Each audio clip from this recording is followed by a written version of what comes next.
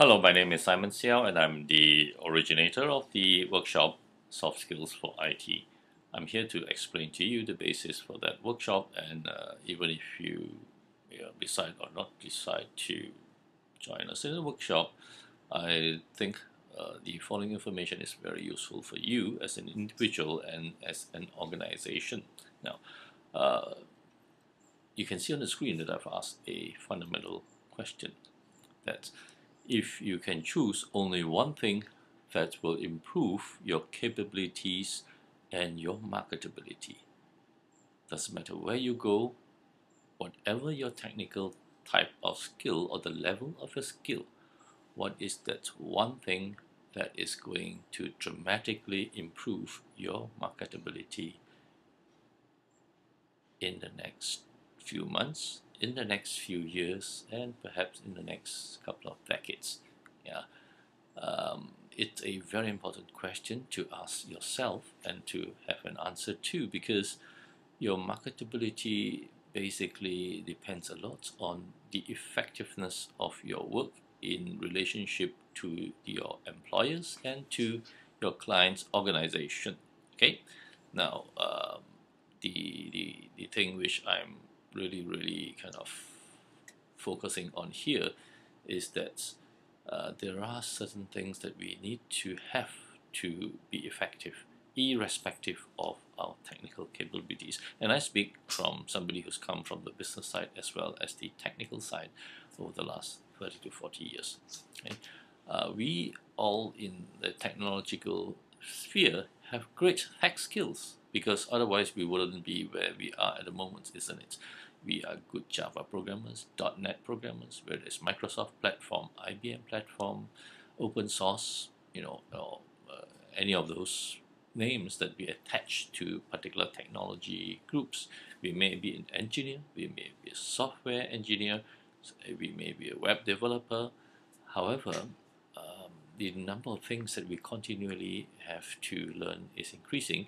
And when we ask the fundamental question, that for most of us now, please bear with me, because some of you are highly successful and you already are very good in the things that we are talking about in this presentation. However, in general, we find that the level of customer satisfaction among the business people is pretty low, in terms of IT systems. Yeah, if we compare the expressed level of satisfaction of business people in relationship to them buying a car, building a new factory, yeah, against that of taking delivery of a new IT system. Yeah, there seems to be a sort of disconnects there. Yeah. Another thing which is interesting from our viewpoint is that technical people do seem to find themselves stuck sooner than later in their career path, yeah? And they compare themselves to people who are graduates in other disciplines who seems to be able to move faster high up the corporate ladder and to be able to move sideways within the organization as within cross organizations. So what is the problem and how do we resolve that problem? Okay. The level of stress. Ah, God, the level of stress. All of us are pretty stressed out, right? The level of stress is increasing despite all the kind of training that we sometimes get to, the kind of books we read, self-help books on how to manage our lives and how to have less stress. But let's face it, our stress is getting up because there seems to be a lot more things that we need to learn and to be good at than we really have time and energy for. Yeah? So we must choose wisely, and that's why in the first slide I put up this thing about if there was just one thing, and assuming that you have no other choice, you're only given one choice, that you really want to improve in yourself. What is that one thing to be? Basically, it is fundamental skills. Now, please give me a few minutes before you turn this presentation off. Nobody is saying that you do not know how to add 1 + 1 = 2, or that you don't know ABC. No, we're not talking about that. Yeah, we're talking about certain fundamental skills that must be there in order for us to be effective in the higher level skills. These are the skills whereby if we do not have them, It doesn't matter how high a level of technology we have positioned ourselves in. It doesn't matter how high up the management ladder that we position ourselves, but without those fundamental skills, we very, very quickly hit a brick wall and we fall down. Okay? You know, you and I have always met those kind of people, right? Sometimes it's for one of technical skills that the person kind of gets stuck, because he or she has oversold himself or herself in terms of the skills that he or she have, and when they reach that level, the truth comes up. Yeah. However, I'm talking about a good, honest reason why people like you who have genuine skills may find that you hit a barrier. Okay, now these skills, the fundamental skills, which we are talking about, the very, very basic skills that we should have learned. We have in fact learned most of these skills, but it's never been developed, and some of the other skills was never formally taught in school or in university, and that is where we are with these problems. Okay, now these skills, if they are lacking in individuals, it's got an impact in terms of a career, quality of life. If it's lacking collectively within the team that we work in, it makes our team less effective, less cohesive. Across teams, between teams, within the architecture department or IT department or engineering department or accounts department, doesn't matter, right? Within the organization, if we do not have these fundamental skills and do not share the way we use these fundamental skills, then there is a severe limitation on what can be accomplished within the organization's departments, and of course cross departments within the organization. The effect takes longer to be noticed, but more severe then. Okay, now what are these skills? Okay, it's difficult to give a name to this sort of skills. However, the collective name of soft skills has been applied, not just by IT but by industries in general have attached the term soft skills as opposed to hard skills of engineering, software development, specific skills that can be defined with a pinch of salt. I'm saying that, you can define hard skills like technical skills much more readily, not perfectly, but much more readily than you can soft skills. Okay, but these soft skills are, when you see it, you know it. You know what I mean. So, however, they are specifically related to IT, what we are talking about. I am not talking about the kind of soft skills that teach you how to stand up in front of a crowd and to wow them with a fantastic presentation that entertains them, gives them the feel-good factor, and then 2 days later, everybody's back down. The kind of sort of stuff that you and I have attended before. Rah rah rah, and we feel great for the next few days, and then without us knowing why and how, we're back down right bottom again. We're talking about skills which can be applied directly to the technical areas that we work in, and that we will actually be using over and over again, so that we keep on developing our expertise in those areas. In truth, many of these skills are thinking skills. Right? How do we actually think? And again, please understand me. I'm not trying to insult anybody here. I'm not saying that people don't know how to think. God forbid, because the fact that you are standing there, sitting there, I'm sitting here, means that we know how to think. However, there are certain kind of aspects of thinking that has never ever been taught in school or in universities. We were taught the theory of thinking, but we have not been trained to really think in ways that are quick, that allows us to see patterns, very quickly. Patterns, not the sort of patterns that we identify and we can match to a book. That's the wrong way to look at patterns, because if I give you a book with 50 patterns and everything you come across, you try to map it to that pattern, that's probably useful in some aspects of software development, but hey, the world is made up of millions and millions and millions of things, and therefore there is an endless way patterns can appear. So we are really looking at that sort of thinking skills. How quickly you can see threads within discussions, how quickly you can form patterns, will determine to a large extent your soft skills capability as applied to your technological type of work. Looks familiar. Two guys pointing fingers at each other. Of course, most of us don't like to talk about this within our own organization, but in the tea shops and when we have informal chit chats with people we know, we do admit it, right? Very often, the technical people point a finger at the user, at the business, and say, "Look, those guys don't know what they want. They keep telling me they want something, and later they tell me they want something else, and I don't know how to handle this." And the business people are getting a bit restless and say, "God, these technical people, why can't they understand business? We try and tell them something, and they don't know what we want." Excuse me. Yeah. So technical people, the way that business users perceive us is that, hey, you guys just crawl into your corner and do what you want to do and what you have to do, right? Don't keep bugging me all the time. You guys keep asking me to tell you more, and I don't really know what else you need to know. Yeah. And if I tell you ABC, then it's quite logical that if you work in this company, you should know EFG, right? So and I fail to see why you can't. And us technologists say, but hey, I'm not a mind reader. Don't expect me to read your mind. Now, how do we actually get around that problem? Yeah? We need to get around that problem because both sides really cannot be trained to know as much about the other side's job as the other side. Let's face it, okay? And we don't want that either. We don't want the users to know so much about technology that we become irrelevant. So you see the problem now?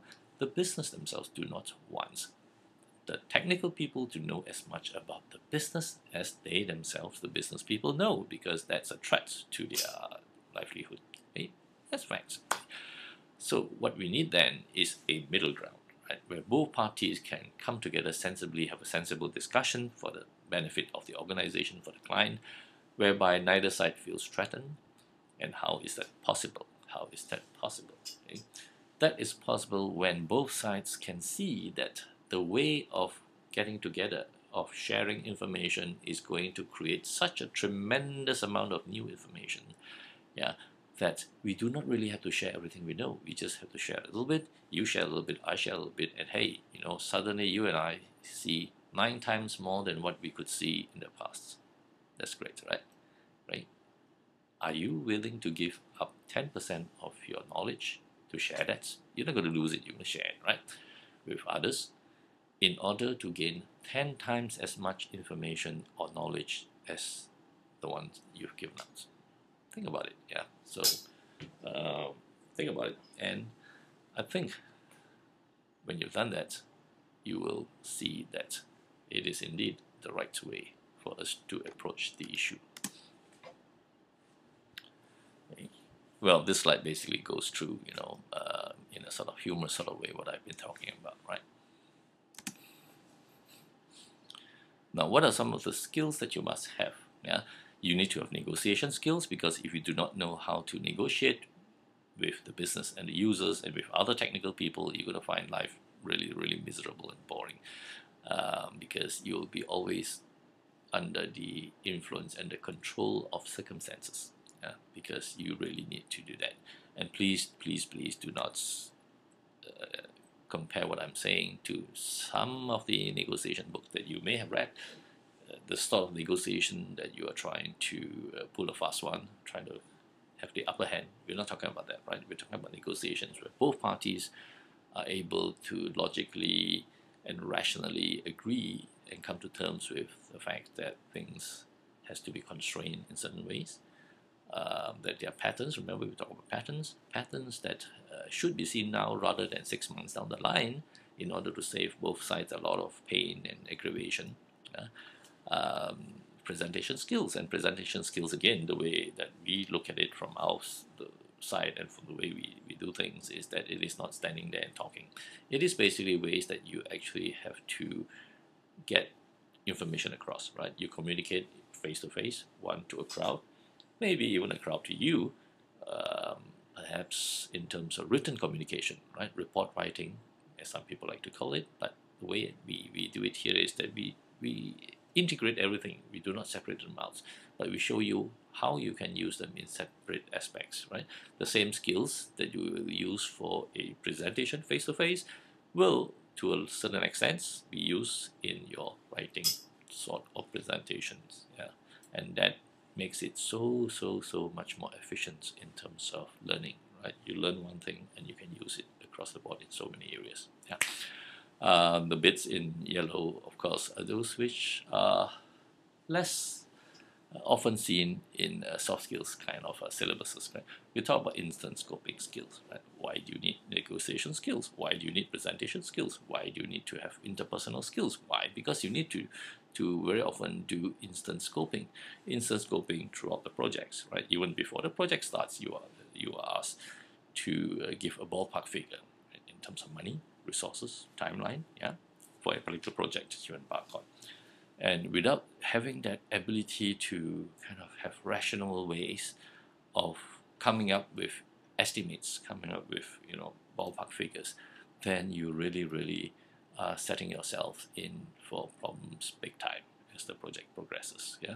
And here again is where all these soft skills come in, because the soft skills that allow you, given one set of information, to multiply that information tenfolds, right in the beginning, right?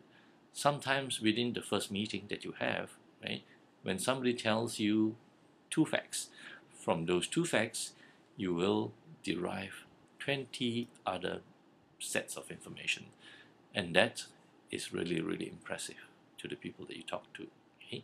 And in a sort of way that is not so intimidating, yeah, because they realize that you have got this new information, you have created this new knowledge because you have interacted with them in a very creative sort of way, yeah, and both parties have a very happy collaborative relationship from then onwards, yeah. And common sense, of course, yeah. Where does common sense come from? Yeah, we always joke that common sense isn't so common. Yeah, and that is true because it relies really on many of the other kind of skills listed early on in the slide that we talk about. And of course, these are the things that you need to be able to do given the soft skills that you will be learning in this soft skills for IT workshop. Yeah, how do you tell the user, a client, you know, stuff that he doesn't really know yet, and that so that he accepts, okay, I haven't told you these things, but now that you bring up these points, yes, these are the things that I want as well. For example, yeah, the total picture of your project from the corporate viewpoints. Okay, many technical people cannot understand why is it that when my project is on time and on budget, you pull the plug on my project. Why is it that you are so unhappy when I'm delivering what you said you wanted in the first place, right? It's not my problem if you keep changing your mind. You don't expect me to be able to read your mind. Remember, we talk about those things, yeah? So from the corporation's viewpoint, and what are the ways in which they will measure you, whether it's KPI, sometimes the measurements you may not even be aware of, okay?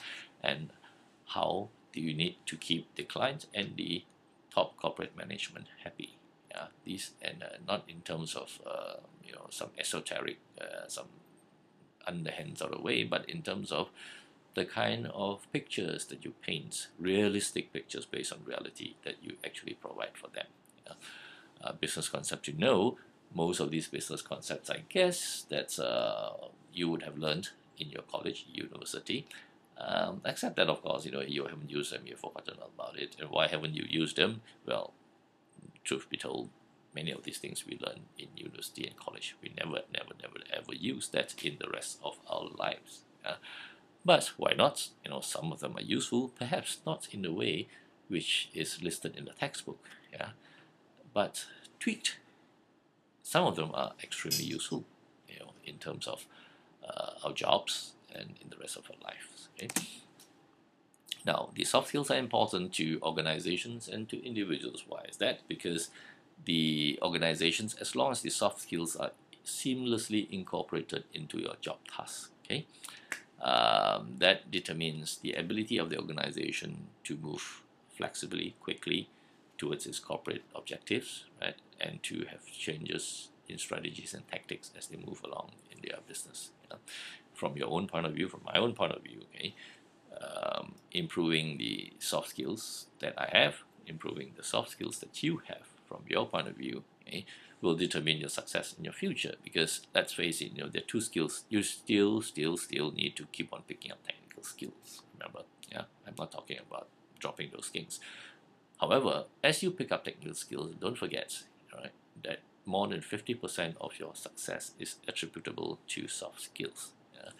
And technology is highly unpredictable. Okay, if you look at the different name brands, software, hardware, etc., over the last 10 years, even you'll find that movements in the market have created a lot of surprises. Yeah? So neither you nor I nor any guru in the industry can predict the exact technical landscape 10 years from now. So doesn't it make sense to invest at least part of your time and energy to picking up, to improving your soft skills, the sort of skills that will be relevant irrespective of the technical landscape, irrespective of the part of the world that you're in, and irrespective of the time that you happen to live in this world. So do think about picking up and improving the soft skills that you have, right? 99% effort. Now, percentages are interesting because what's the difference between 99% and 98%? What's the difference between 9% and 99%? Perhaps easier to see, but it is a bit of a arbitrary sort of way that we use proportions and percentages, okay, unless we are specifically measuring, counting things that we've counted. Okay, however, generally you find that skills, 99% of the time you spend is really affected by the soft skills that you have. Unless you have the kind of job that you sit in a corner by yourself, you don't talk to anybody, you never communicate with anybody else. Hey, that sounds like somebody in prison, isn't it? Oh no, even in prison they feed you, right? Okay, now it's one of the hardest things to teach. Soft skills are one of the hardest things to teach, specifically, especially to technical people. Why? Because, well, academia, when we were in schools and we were in colleges and universities, well, did not really focus so much on that. It's not their fault. It's the wrong time and place to teach these kind of things. Yeah, because you really need to have come out and work in a big wide world in order to really understand, and to really apply these things to the extent that we need to today. Yeah? It cannot be learned in separate topics. Why? Because if you just learn how to present, and how many times in a month would you be asked to stand up and present in front of people? So your chances of practicing that isn't too great. And of course, if you are seen to be very artificial, waving your hands and positioning your body the way the textbook says, people see through that kind of thing very quickly, and there's nothing worse than that, because when people think and people can see that you're trying to put on an act, then that looks like manipulation. Nobody likes to be manipulated. Yeah, so we really need to have a workshop, a way to train you, to inculcate that to you, so that all these skills are internalized within you, and that you will use it unconsciously. Yeah, within the workshop itself, that must be achieved, because it is not something that you can go away later on and refer to the notes and say, oh, I forgot I have to place my hand in this position. No, it doesn't work that way. Yeah, it is a little bit very much like bicycling. Remember, okay, you either can ride a bike or you cannot ride a bike. And if you have learned how to ride a bike, hey, 50 years later, that skill is still there. The only question is, am I too old to control my bodily limbs and my bodily functions, so that I probably may fall off the bike? Other than that, that particular balancing skills, etc., is there. Yeah. So this is the kind of skills we're talking about, a lifelong skill, and it must also, just recap, be learned in the context of our work, either in enterprise architecture, in business analysis, in software development. Yeah, all these must be part of the whole package, yeah, for it to work effectively. And the workshop approach. Now, here's a little bit unashamedly, I'm going to do a little just a little bit of setting. Okay, the workshop that I've designed is based on real-world scenario of your work. Yeah. Now, it's a lot easier for the trainer. Remember, it's not a facilitator. It has to be a real trainer with the skill to actually modify and adjust the course as it goes along, and not somebody who just follows a timetable. Okay? Now, the real world scenario is important. Why? Because, hey, life doesn't happen the way that a case study, however realistic we try to make it, right? It doesn't happen that way. It's a lot easier for the trainer to say, okay, guys, here's exercise number 1. Okay, you have 10 minutes, and then talk to each other, whatever, yeah. And at the end of the 10 minutes, the trainer comes up with, hey, here's the sample solution, right? And you look at it and say, hey, that's very easy, that makes sense, I've got it correct. So, would you ever come across this kind of thing in real life? No. Okay. However, if in the context of the workshop, that you or some members of your team have brought up real life case studies, okay, that they happen to be working on, or that they happen to have worked on, or they happen to think they may be working on, hey, if we handle those kind of situations, don't you think that you would have the ability then, at the end of this workshop, to go back and to act accordingly, okay, with skills that have already been internalized within yourself? Okay? So, just as what we said earlier between technical and business, it has to be a collaborative approach. Okay, so in the workshop, it is a collaborative approach. We always try to put in technical as well as business people within the workshop so that you can see for yourself, you can experience for yourself, you can actually get that real feeling, and you can internalize it within yourself, the ability to work collaboratively with other technical people as well as with the business people. And the business people who attend this workshop will begin to understand and to also have that skill internalized within themselves on how it makes no difference whether they are communicating with technical or non-technical people. Those fundamental basic understanding and knowledge and skills must be applied in terms of collaborative working. Okay. And okay, well, this is probably the most blatant advertisement that I'm going to put up for you to look at. Is Soft Skills for IT. It's the one workshop everyone in your company must attend. Yeah. And if you happen to be the earlier ones to attend this workshop, presumably you have an advantage over the rest who attend later on. Okay, so do not wait. Act now. Okay, unlock your hidden potential by contacting the people or the person who has given you this particular presentation, or who has given you the link to this presentation. They will know how to give you more information. They will be able to access more information from me. Some information will probably be, I know it will be very useful for you, whether you attend the workshop or not, but we hope that you will see it's a very good thing to do to attend this workshop. Okay? If you can't get hold of it, and if for some reason you've got hold of this presentation from sources that you rather not divulge, then please drop me an email, simon@theanalyst.com, and I shall respond to you and provide you with information that I may have that may be more useful for you, in addition to the details about the course and to which organization you can register for the course. With that, I bid you farewell and thank you for listening to me, and good luck in everything you do. Okay?